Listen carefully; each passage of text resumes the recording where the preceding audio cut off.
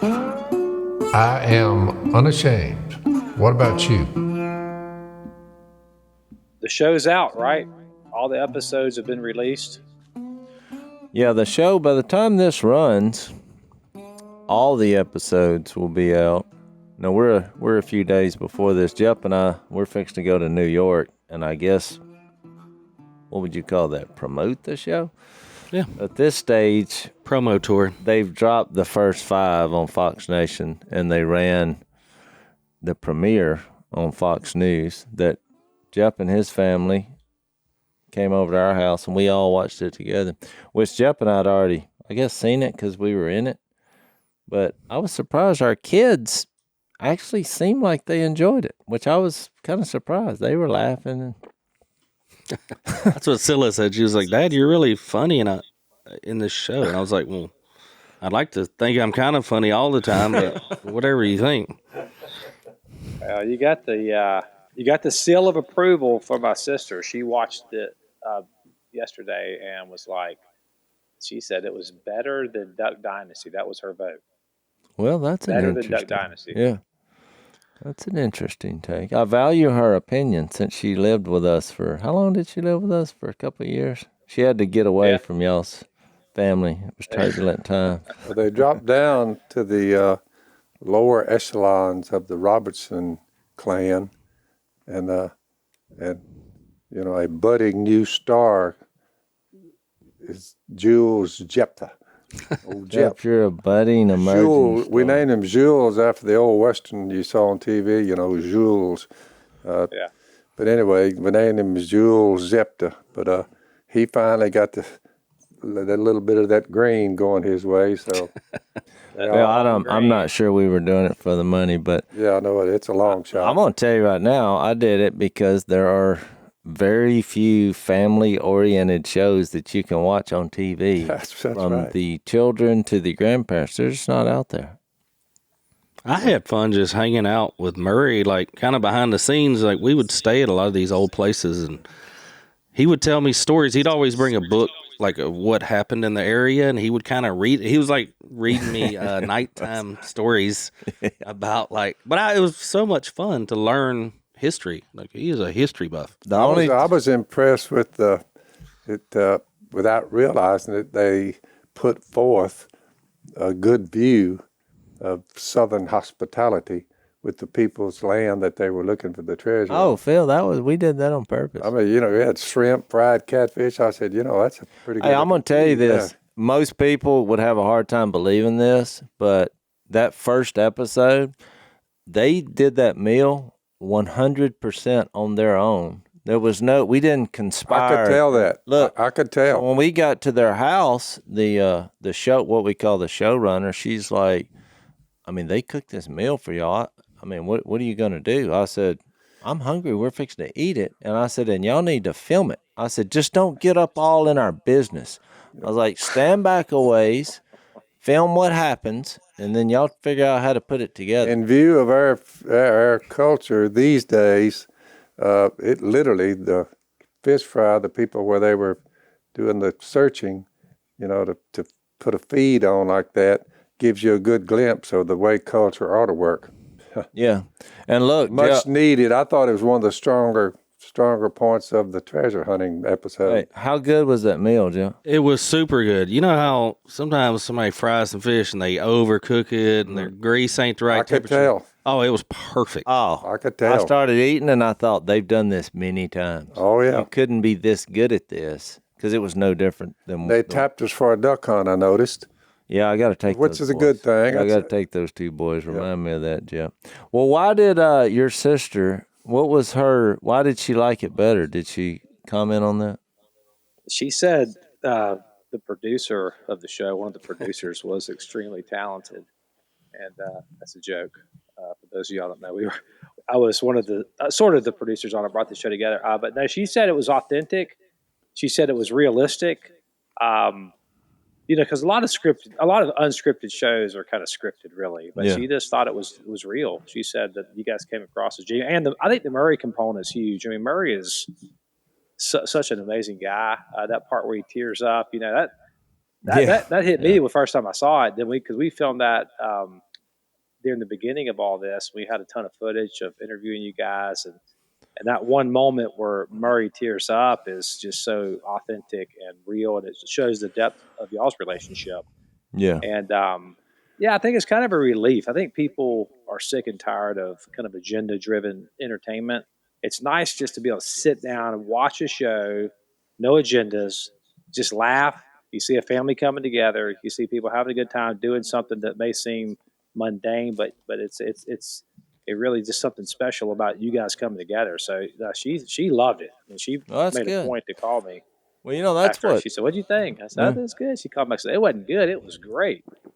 Well, I think in the TV world, it scares producers and production companies when you start talking about unscripted and going out there and kind of flying by the seat of your pants, which is kind of stressful in the moment because, a couple of the episodes, we literally were looking at each other like, well, I mean, it just nothing was working. Sometimes you don't find much. You don't find much, and It was kind of refreshing to watch a show like that, and no boobs right there in your face. well, Phil, you can guarantee you that's not going to happen. I will say my favorite part of anything that's happened, it was actually a promo commercial by our wives, Jep.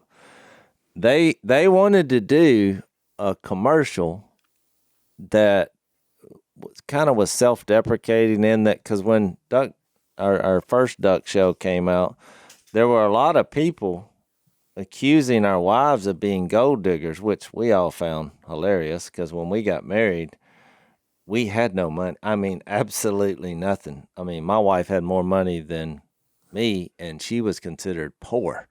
Her dad was a preacher, And so I don't know if that was a burr in their saddle, but they decided to do this little commercial for the show. And I thought it was the funniest thing of anything that was done. And it came from there because now they're technically gold diggers for real. We're looking for gold in the dirt. It's pretty funny. Well, y'all had a funny one too when Jep tried to hold your hand. That was that was also my wife's idea. She was like, because we were shooting those promo things, she was like, "You ought to just reach over and grab his hand," because she knew he would hate it. So I was like, "Okay, I'll do it. I don't care." Well, you got to remember, from our childhood, the number one thing that caused fights was the touching of one another. I mean, like Jep or Willie, or you just like touch my shoulder, just keep doing it, just bugging you, or like try to grab your ear, and next thing you know, we're rolling around on the ground. Yeah, don't touch each other. Wow, it's it's exciting to see it unfold, and something that started right here on the Unashamed podcast. That's where the whole thing started, which is kind of cool to see it come to full fruition. Now there's a TV show out there that literally started with. I saw you guys on the show talking. Jep, you were on the show several years ago because it was a new hobby. You guys had just started doing it, and I was like, "Man, that's your TV show." And Jase is like, "Nah, that'll never work." I said, "I'm telling you guys. I tell you what, you go put it out there to the people. If they vote, and I forgot what the parameters were. That you had like certain parameters. I think I had like 20,000 people. If 20,000, maybe 10 or 20,000 said, "Yeah, do this," I said, "I'll look into it." Yeah. And then you gave them my social media, my Facebook account, which got just. Luckily, I had a public page from when I ran for office, and so that page just got flooded. I think we had over 70,000 people respond, and so then you were like, "Okay, let's do it." And then we. I'm absolutely convinced that the people who make the hardware, the detector, searching for the detector itself, I'm absolutely convinced their sales are coming up. Well, Phil, I appreciate that because you probably wasn't aware of this, but I have a Jase Robertson signature series. You're a wise man to do that because there's a lot of people who would like to look underneath the dirt to see what they could find. Well, it's fun. It's hard. It's harder than, I don't know. I mean, learning how to blow a duck call is hard to do, and learning how to metal detect is hard, but it's... you find a coin, and someone in the middle of nowhere, 120 years ago, 130 years ago, it came out of his pocket somehow. Yeah. I would think the whole thing was forested at the time. Now they've got farm fields where they were looking. But at the time when that piece of silver came out of that guy's pocket, he sat down under a tree having a cup of coffee, whatever. He came away to get in the pool, medicinal pool of water. Well, he's down there in the middle of nowhere in Louisiana. I mean, that was a big stretch of hardwood timber. Oh, Big. yeah. So money would have been like falling out of pocket. It would have been in the middle of the woods. It wasn't like Well, and they built a hotel there. So, Yeah. I mean, that the fact that I found that coin. That's pretty interesting that at some point, about 130, 40 years ago, that silver piece slipped out of his pocket somehow. He might have reached for his pocket knife, might have had a fight with somebody, but that coin hit the dirt, and old Jase ran up on it. Well, just the idea of it is pretty cool. Well, what was interesting about that scene was I took off. We all took off hunting. We just parked the rig on the side of the hill where we thought the hotel was. And I forgot my water. It was, how hot was it? Oh my gosh. It was over 100 degrees. It was a heated bath. Now 50 cents is a joke, but at the time this happened, Oh, that's I worth mean, a I lot. remember when Coca-Cola was a nickel. Yeah, it was I was worth a in the lot of first money. grade, it was a nickel. Then it got up to 6 cents. So, but if you found a nickel in the dirt, which we were always looking, we'd get a nickel or two or a dime, and I mean, it was enough to go get you a little bite to eat and a Coke, Yeah. a dime. Well, look. Well, 50 cents in 1875 or whatever. Yeah, I think it was 1877. 50-cent piece, quite a bit of, you can do a lot with 50 cents. So what's funny is I forget my water, so I go back, put my water in my bag, and then took 5 steps. When you could see the vehicle, the six-wheel, the ATV was parked right there. And all of a sudden, it just pump, pump, pump, pump, pump, pump. And on those machines, when it hits the same number over and over, that's usually something good. I mean, it was just, that's why I was saying 90, 99. And so I was like, I think I got something good. But I was talking to the camera people because I looked down there and they were looking at Jep and I was like trying to say, hey. And they edited this out, but I finally said, hey, turn the cameras over here. Then that's where it picked up. I got 90. And I wasn't sure what it was, but when I saw that, I was like, the emotion poured out because I was still thinking, we're doing a show. We have no idea what's out here. We want to find some stuff. We want to make it not about the stuff we find, but it would be nice to find cool, valuable stuff. And so then when I saw it, I think that's really why we were like. Well, didn't they say, I like the little blurb that they put over there. They had a little thing that said, this piece, this was silver. And y'all were talking about, $300. Well, you get $300. Yeah, I would never sell. But I think that's in better condition because really that's why they put in the best condition is $300 or $400, which that's not the best. But it was in really good condition. Like collection, I've always collected like comic books, stamps, baseball cards. If they're not in like perfect, pristine condition, they're not worth near as much. So, but if you find a coin, even if you got $200 out of it, you exchange one little piece of silver for $200.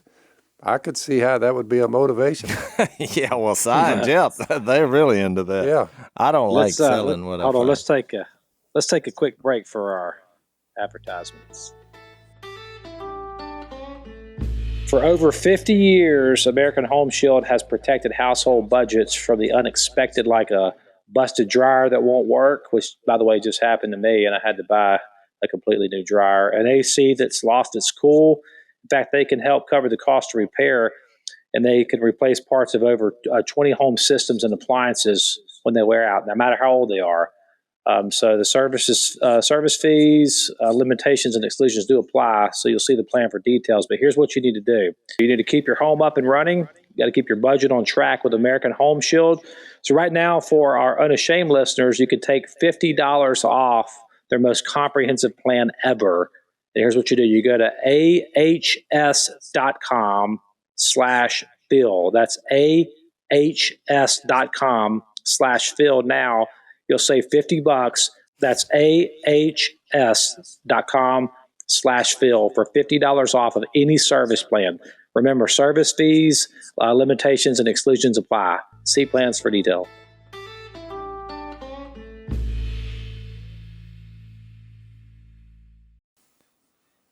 Yeah, right. so that it's interesting. When you guys got into this, primarily was because of Murray got you in first, right, Jase? I mean, that's how you got into He it. did. Yeah, because I owned that old place, and he wanted to hunt it, and I let him hunt it, and he brought a detector out there for me, and I was like, because it was just overwhelming at first. I mean, he put coins down in the grass, and he's like, see what you're looking Little for? test case, yeah. But I mean, look, I hunted Which Murray's maybe an interesting guy. I mean, you guys had interaction with Murray long before this because he invented. Tell the audience about the apparatus he invented for duck hunting. What was it? The Mojo duck? Flapping Yeah, decoys. he took the concept. I think the original inventor of the spinning wing was just, it wasn't a duck. It was just a spinning, glaring apparatus. It was just somebody in California come up with it. It was just a roll about that long, and it would flash. It had a little white on it. Simulated a hovering duck before it lights in the decoys, which if you think about it, for a duck hunter, that's a good thing. Yeah. Because if you had your decoys out and then you had one of them giving the appearance that he was fixed to light, well, if other ducks saw that, they would just zoom in there. But Murray came up with the idea of taking the apparatus and making it look like an actual duck. You know, so you're basically taking the floating decoy, putting it on a pole, and then giving it wings. Yep. And it's not as realistic, which eventually they got to putting the actual wings, but I actually think just the spinning part of it is more mesmerizing to a duck. Because if anybody's ever scouted ducks, when you look at a duck hovering from a long ways off, it looks like a duck hovering. Yeah. I mean, but that's why when ducks get right on top of it, they say, wait a minute. But then it's too late. Yeah. So, yeah, he's a sharp man. I mean, look, he's an inventor. That contraption, he has Big Sheila and Little Sheila, as you find out later on in the series. I mean, he's inventing this. But he's also, what people probably don't know is he's a amazing gunsmith to the highest order. He built my rifle like 10 years ago, and a lot of meat has ended up in my freezer because of it. I mean, it's like the most accurate rifle you can. Well, and he's just one of those guys that he can like build a truck. You just take all the pieces, and he just has that mind. That's why when we find stuff, I say, Murray, what is this? And most of the time, he's like, oh, that's a spark plug off of 1946 something. You know, it just spits out of it. You're like, well, how would a person know that? But we converted he and his brother. We converted both of them. And his brother was a great Bible study. We got down to faith in Jesus and repentance, baptism. You know, go into the world and preach the gospel, baptize them in the name of Father, Son, Holy Spirit. So I showed that to him at the end of the study. And he said, oh, I don't think you have to do that. I said, well, just think about it. And I closed my Bible, and I was walking in the kitchen to get me some coffee, whatever. He said, hey, where are you going? I said, well, just think about it. Next few weeks or something, you know, if you think you read here's some more text I'll give you. Just think about it. He said, I didn't say I wasn't going to do it. I said, well, let's go then. He said, but I don't think you have to. I said, well, think about it. And that went on for about 30 minutes on, I don't think you have to be baptized, but stay here and baptize me. So finally we went down on the riverbank. He walked down there, you know. He's passed on the other side, but he did obey the gospel, no doubt. What was you gonna say? I always say Murray's the guy you want with you if you ever enter into an apocalyptic kind of reality, you know, where society falls, and that's the guy you want. Yep. Well, the only time on this whole filming of this series, because we stayed just wherever we were at on location, and we would usually hunt for 3 days.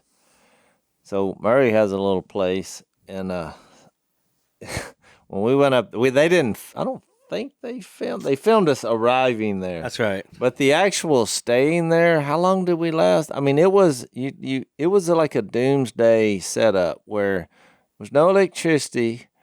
It was a house big enough for one. Yeah. And there was how many of us This that was were a small storage shed, small. And so Mary's like, well, y'all stay with me. And so there was like 5 of us staying there. And Jep and I lasted one night. And I said, Jep, I think we're going to have to find a hotel. I mean, I'm all for roughing it. I was on the bottom bunk. The upper bunk was about 2 inches from my nose. I was basically in a coffin, which I don't like sleeping like that. And it was just so primitive, you know. I mean, because there's no electricity. They had a little outhouse type deal that you turned on this generator and filled up some water. Mm-hmm. But it was like 3 feet away. And I said, you know what? I didn't come all this way. And then we're filming all day and you're just nasty and dirty. And I was like, I just can't, I'm not going to be able to stay here. But it was funny that Murray got his feelings hurt because he wanted us all to be together. And I was like, Murray, if you want to have guests, you need to expand your dwelling. Well, and Miss Sheila was there too. So, I mean, I felt a little bit like a fifth wheel. I mean, his wife's there. So yeah, his wife was there. I want you to hang out with your wife. And we. Well, so where are we at? Hebrews or Hebrews 2, right? Well, I think you were in on this Hebrew study, were you not? Well, I took off 2 days because we were working on the movie stuff. Did you guys talk about? We mentioned it, but I wasn't sure what we could mention since you're the big. What's your role in Phil's movie? I think I'm going to either be called an executive producer or a producer, and I'm trying to figure out what means what. So, we had a pretty amazing time at Willie and Corey's. We talked about that. Yeah, we did talk about that. Yeah. Which I loved it because it was like cool to see all the projects everybody's working on. I told Willie we need to get together like once a quarter and just pray over everything that everybody's working on because some stuff's like even like y'all show in Phil's movie are completely different dynamics. I mean, one is heavy and it's a very heavy story. The other one's very lighthearted, but what they have in common is that I feel like both stories or both of these projects are uplifting to the kingdom, and those are the kind of projects we want to be involved in. So. That was special the other night. That really was. Yeah, it was. I thought the highlight of it was also our kids leading worship. I mean, you had 3 teenagers. Or I don't know if Layla. I cried from start to finish. Did you, Jep? Oh, I did. I cried like a baby. You're so soft. It was powerful. Jep. Yeah, it was. It was. Well, I think I cried the worst because I was speaking in front of everybody, which is weird because we're not a family of criers. But everybody teared up that night, which was, Layla's boyfriend was there. I think that was his first meeting with the family. And so he was like, whoa, it's just these people are really emotional. I was like, it's not normally like this, I promise you. Well, but Zach, I mean, that's your mom, our Aunt Jan. She was instrumental. God used her to affect all of us in a spiritual way. And she helped bring Phil to the Lord. So, I mean, in the movie, there's an aspect to that. So, I mean, look, when you mentioned her, I thought, well, this is not going to last long. I mean, that you're going to be, you're going down a road of emotion because it was just not that we all know. I mean, we're surrounded by these witnesses, and Aunt Jan is one of them. But I think the emotion comes out because it's meaningful. We're grateful and thankful of the work she did here. For our family and for the kingdom. Let's take a quick break. So our most loyal sponsor for sure is Omega XL. Most of the guys here take it. In fact, it's the only pill that Phil takes. And you may not know this, even though we've told you 100 times, that you have over 360 joints from your neck down to your vertebrae, all the way down to your arms, hips, knees, and feet. That's 360 joints that take a beating every day as you walk around and as you age. That's why your joints hurt constantly and ruin your sleep. I take this product, Omega XL, from the pristine waters of New Zealand. It's a omega-3 fatty acid. And the reason why we take it is because of the science. When we're young, our bodies produce something called SPMs. They're nature's way of keeping our joints healthy. But as we age, we don't produce enough SPMs, which is why a lot of us are in pains. Omega XL can restore your SPMs and rejuvenate joints and muscles so you can move like you did when you were young. Can your supplement do that? Here's what you need to do. Go to omegaxl.com/Phil and you'll get your second bottle free. That's omegaxl.com/Phil and you get your second bottle free, or you can dial 1-800-844-4888. 1-800-844-4888.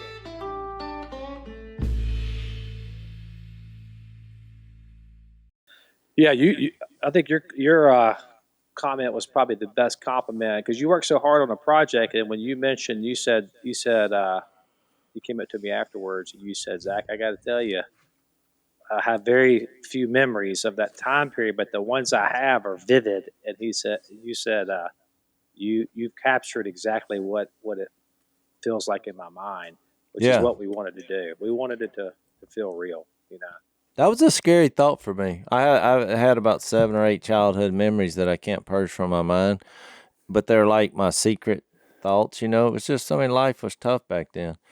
And so all of a sudden when you showed the scenes of that movie, I was like, wait a minute, I'm not sure I want everybody to know these thoughts because it felt so real. It felt like this is what it felt like. So, but I got past it in a couple minutes. So here we are. So I missed a couple because I was doing that. So I think you guys left off in Hebrews 2. Right? Yeah, as an overview, and we got Jep here. I gave a real simple outline, but basically, I don't know if Al wrote that down or not, what my outline was, but I basically said the first 10 chapters was, Jesus is awesome. And that produced a believe it spirit because he talks about faith in chapter 11 and the witnesses, and then a willingness to go be like Jesus, in chapter 12 and 13. That was my outline. Jesus is amazing. Believe in him. Go.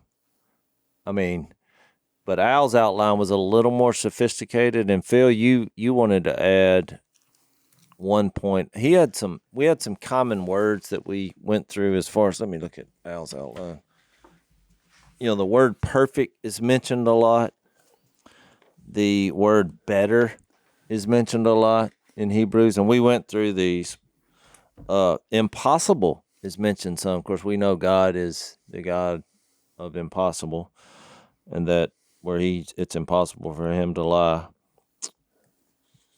And then Al had this thing, another one that was mentioned was eternal as compared to temporary. These are just some themes in the book of Hebrews. There's about 5 times in the book of Hebrews, at least 5. We might find a few more, I don't know. And Al did this whole thing on, so let us, that little let us phrase is mentioned many times. And so what were you going to add, Phil? I was going to add, just make sure that we work in these 1, 2, 3, 4, at least 5 times the promise or promises of God are brought up. It's impossible for him to lie, and here's what he's promised. He said, I will deliver you and give you eternal life. I promise, and I can't lie. Hold on to that. I love the way that reads. Don't you, Jase? Well, I do, because he talks about there's 2 unchangeable things, which we'll get to in Hebrews 6. He swore by himself, which is unusual the way it reads. Well, most people read that, and they're like, well, what are the 2 things? Because he says in which it's impossible to lie, but his nature, and it's impossible for him to lie. There's who he is who he is. I'm going to give you eternal life, and I can't lie. I swear to it. What a way to describe yourself. Oh, man. Very inspiring. But the verses that go with that, Hebrews 10, it starts in Hebrews 6, 13 through 19, then it comes up again in Hebrews 10, 23, then Hebrews 10, 36, then Hebrews 11, 17 to about 37. So it's mentioned at just in the right spots. In my humble opinion, it's great because I mean, you can start. I gave a lesson on it yesterday. That's what I spoke on, and I had 2, 4, 6, 8, 9, 10, 11, 12, 13, about 16 or 17 verses, and James kind of finishes it up. And James, blessed is the man who perseveres under trial, right after the book of Hebrews, because when he stood the test, and it is a test, he will receive the crown of life that God has promised to those who love him. So James, that's the way he worded it, which is pretty cool. After reading Hebrews, it comes up again. It is a lot said about the promises of God, like 7,500 times. I mean, it's a lot in there about when he promises you, you can go to the bank on that. Yeah. Yeah, when you look at this passage in Hebrews 2, starting in verse 10, let's read it. It's I love it because it's just setting up this idea or furthering the idea of the preeminence of Christ. We mentioned with the Colossians last time. In Colossians says kind of Paul does a very similar strategy that the Hebrew writer does, it's kind of elevating who Christ is. But it says, "For it was fitting for him," talking about Jesus, "for whom all things and through whom all things, and bring many sons to glory, to perfect the author of their salvation through sufferings. For both he who sanctifies and those who are sanctified are all from one Father, for which reason he is not ashamed to call them brethren, saying, I will proclaim your name to my brethren in the midst of the congregation. I will sing your praise, and again I will put my trust in him, and again, behold, I and the children whom God has given me."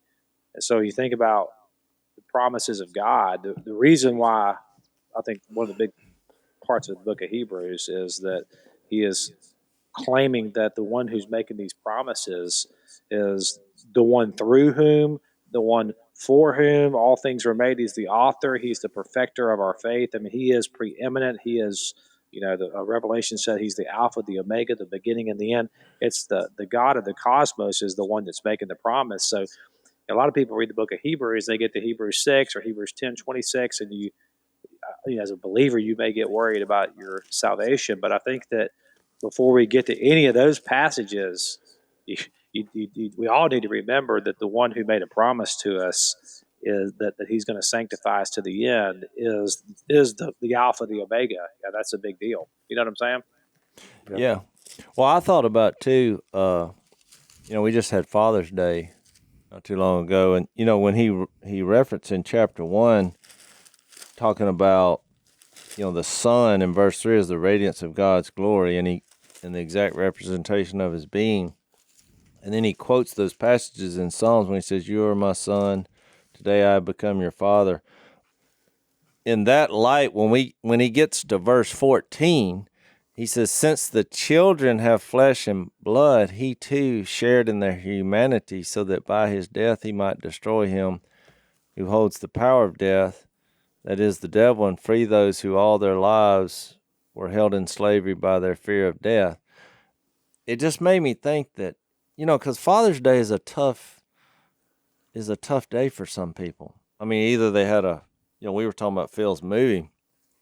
If you'd asked me what I thought about Father's Day the first 7 or 8 years of my life, it just wasn't a pleasant occurrence. And you carry that with you as you move forward. Now, in this case, the ultimate Father steps in pursuit of all of us, but specifically in Phil, as the movie portrays, and you have this awesome Heavenly Father who is able to restore his children. But of all the ways he chose to do that is through Jesus.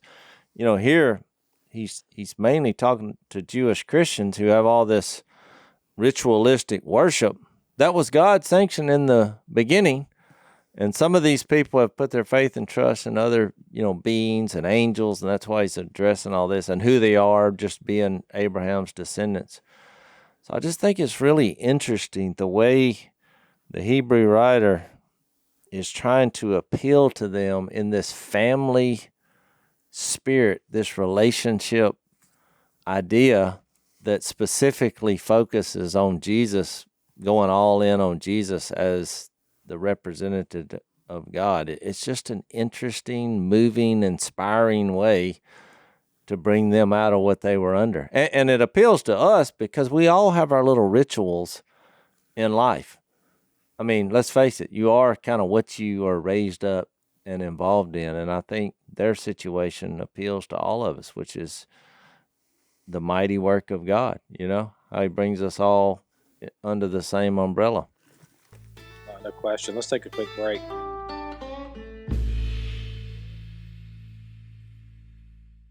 Yeah, I think that's why it's so incredible to me to read how it's not just in Hebrews. I mean, it's really kind of this narrative throughout the whole Bible, or a paradox that, you see this elevation of this God, this, like I used the term preeminence or supremacy or sovereignty or whatever term you want to use to describe the bigness of God, which no matter what term we come up with, we're never even going to even graze the hem of the garment of how big our God is. But then you get to like verse 14, and you see that this God condescends. This God becomes less. This God shared in flesh and blood. He himself likewise also not just shared in flesh and blood, but partook of the same, that through death he might render powerless him who had the power of death, that is, the devil, and that he might free those who fear of death were subject to slavery all their lives. So you start to try to get your mind around the God we serve, and as big as he is, it just seems ridiculous how small he became, and if you don't understand, who he is. But it's in that depth that God's here, and he becomes here. We can't even really have an analogy for that because he's infinitely big and glorious. Well, yeah, I think the analogy is this is God's idea. Most people, when you start sharing your conversion, or you say, you start telling your story, but he's going to make that clear when he gets to chapter 3. I'm jumping ahead, but when he gets to chapter 3:1, he said, he called this, therefore, those who share in the heavenly calling, fix your thoughts on Jesus. Well, that little phrase, heavenly calling, I mean, God is the one who calls us through Jesus. It's like this adventure that we participate in following Jesus. It is an adventure. I mean, you just think about how our world changed once we had this God encounter in Jesus. But look, it found us. I think the difference in this and religion, which is what he's somewhat attacking because the ritualistic nature of what they were coming out of, is that concept. It's not like we're doing all these grand sacrifices so that we feel like, God owes us something. I mean, that's more of a religious view. And what he's trying to get us to see is, look, I called you. This is my purpose for you. This was my idea. And to me, that's inspiring. Not only does he call you, he is the one who sanctifies us, is what he says here. The one who sanctifies and the one who is being sanctified, Hebrews 2. Says here he's the author of our salvation. It says here that for whom all things and through whom all things. So you get this idea that as humans sometimes that maybe we're somehow manufacturing our salvation, or maybe we're stumbling across some kind of something in the woods. We find, well, oh yeah, let me make this decision and do this. But we must never forget that the author, where it all originates, to your point, Jase, and really to the Hebrew writer's point, it all originates with who God is, because I love how you said that. It's his idea, not ours. Yeah. I like the family type atmosphere in the kingdom. Both the one who makes men holy and those who are made holy are of the same family. So Jesus, one of the greatest verses in the Bible, is not ashamed to call them brothers. And he quotes Isaiah chapter 8, I will put my trust in him, in verse 13 of chapter 2. Here am I and the children God has given me. since the children have flesh and blood, he too shared in their humanity. Family, human, glorified human, if you want to call him.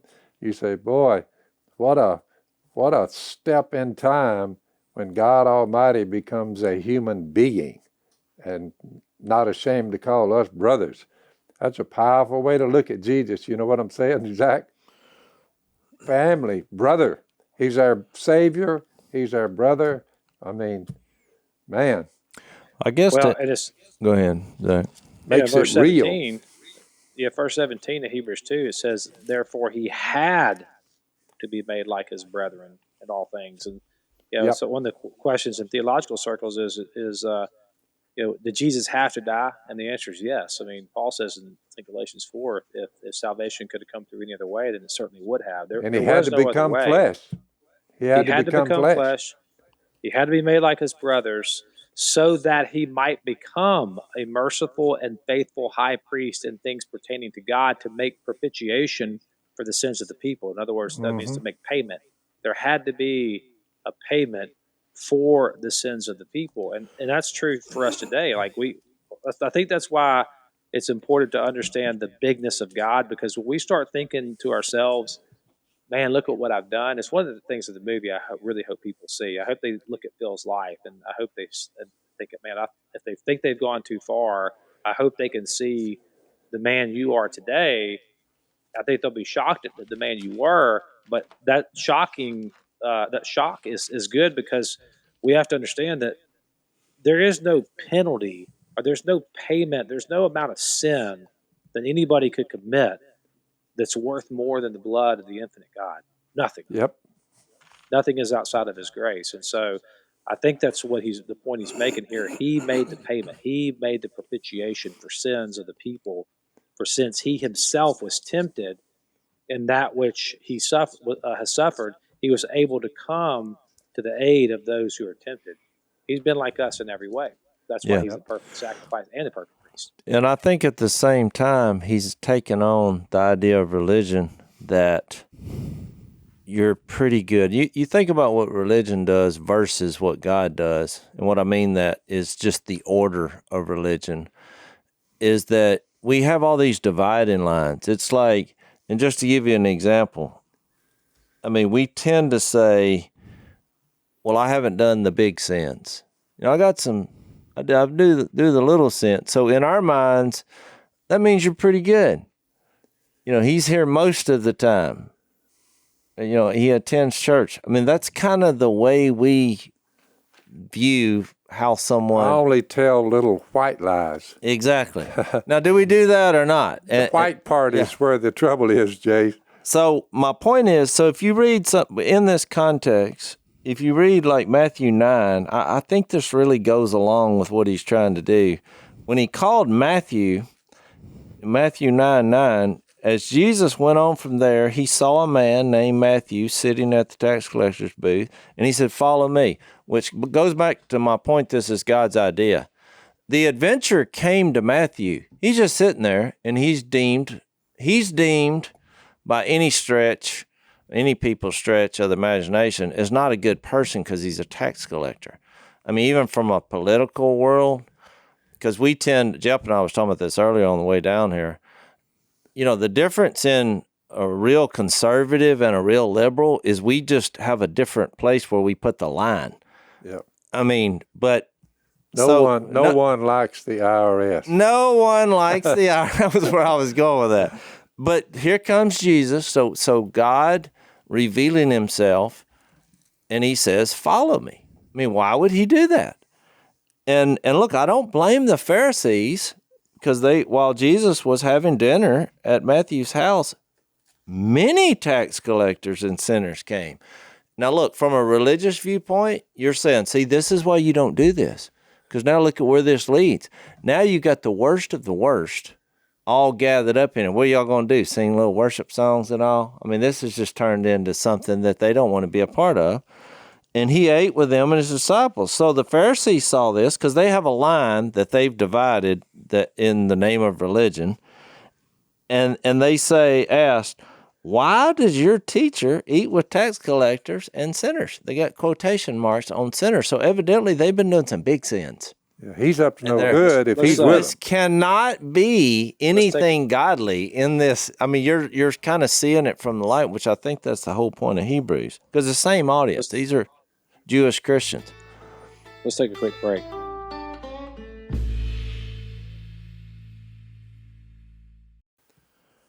On verse 12, on hearing this of Matthew 9, Jesus said, well, it's not the healthy who need a doctor, but the sick.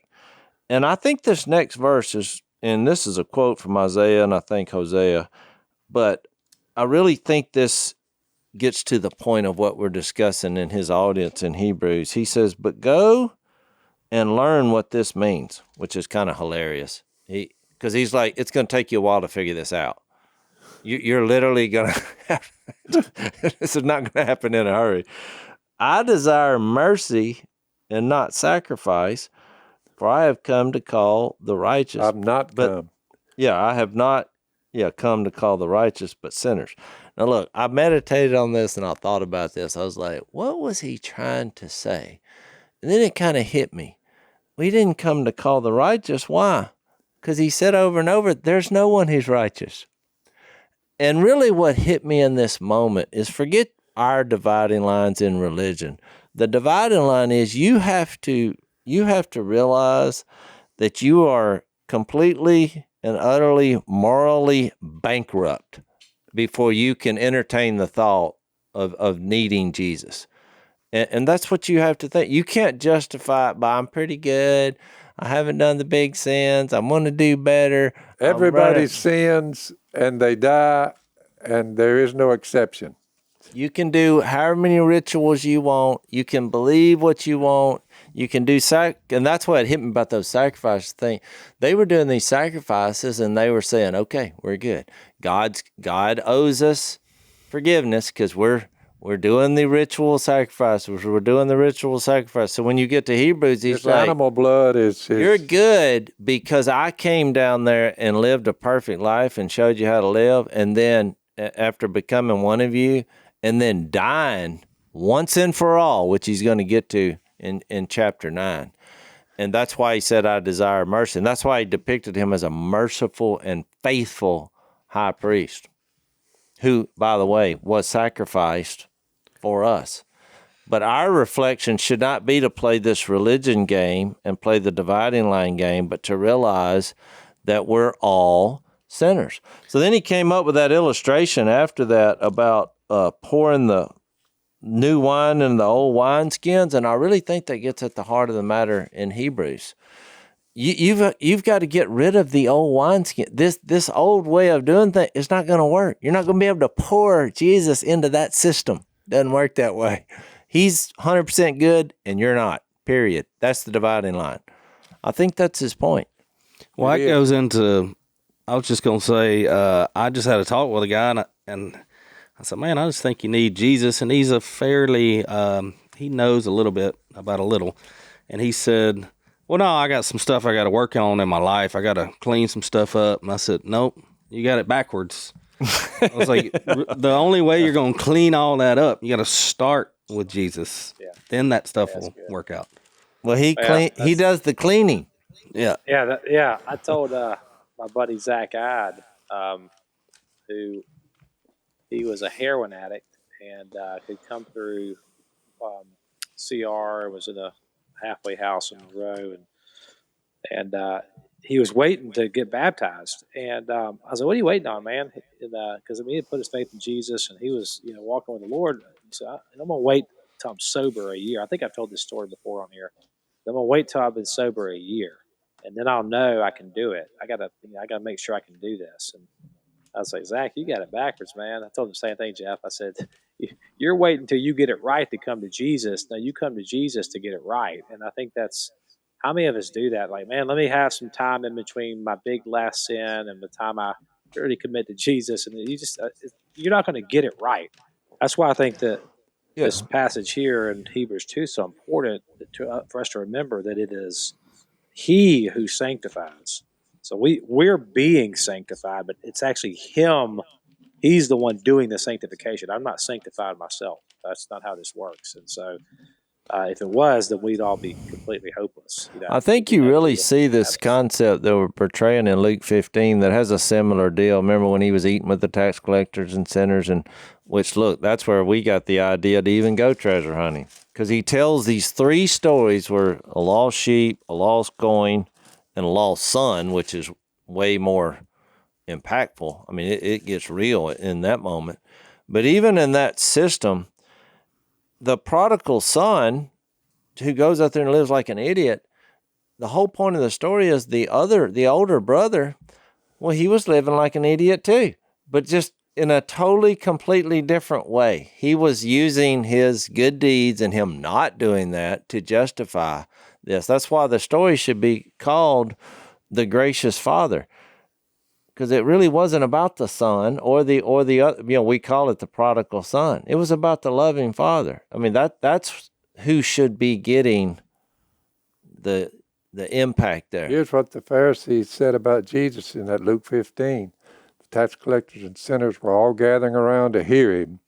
But the Pharisees and the teachers of the law muttered, "This man welcomes sinners and eats with them." Boy, is he on the, like you need to find a group where there are no sinners and have a meal. And that's why I said Jesus flipped that on its head. All right, we're going to keep talking about this in overtime? Yeah, let's do that. You guys, we're out of town today, but we would love for you to join us behind the paywall, exclusive members of Blaze TV. The website is blazetv.com/unashamed. That's blazetv.com/unashamed. If you go there, you'll get $10 off your subscription, which I think is $89 a year, which is about less than $10 a month. And you guys can get all the exclusive content we do here, plus all the other stuff with Crowder and Limbeck and whoever else is on the network. Go check it out. Love to have you guys on the other side. Thanks for listening to the Unashamed podcast. Help us out by rating us on iTunes. And don't miss an episode by subscribing on YouTube, and be sure to click that little bell to get notified about new episodes. And for even more content that you won't get anywhere else, subscribe to Blaze TV at blazetv.com/unashamed.